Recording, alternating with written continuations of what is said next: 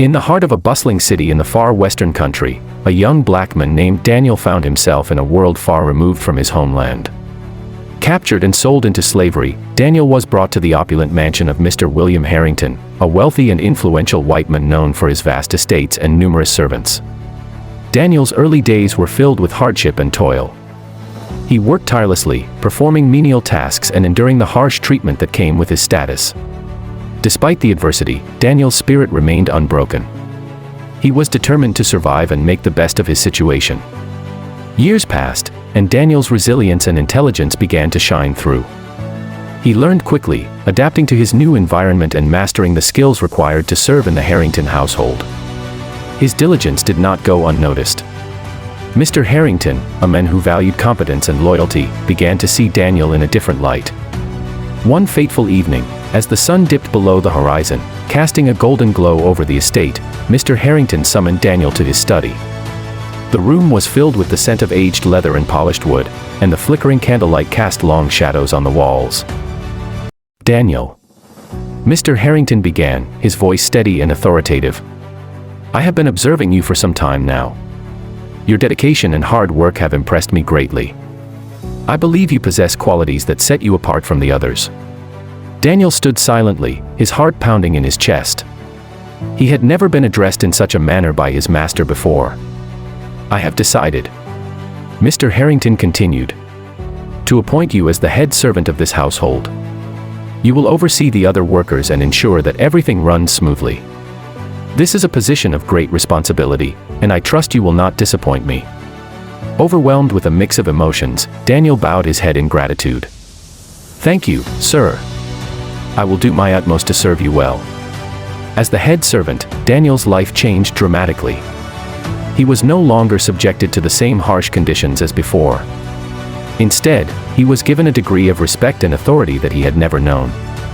He managed the household with efficiency and fairness, earning the admiration of both the servants and Mr. Harrington. However, not everyone was pleased with Daniel's rise. Kinsley, a young white servant who had long harbored ambitions of his own, grew increasingly envious of Daniel's position and the partiality Mr. Harrington showed towards him. Kinsley, driven by jealousy, began to plot against Daniel, seeking to undermine him at every turn. One evening, Kinsley approached Mr. Harrington with a fabricated story. "Sir, I regret to inform you that Daniel has been stealing from the household," Kinsley lied, his voice dripping with false concern. "I have seen him taking valuables and hiding them." Mr. Harrington's eyes narrowed. "These are serious accusations, Kinsley. Do you have any proof?" Kinsley nodded eagerly. "Yes, sir.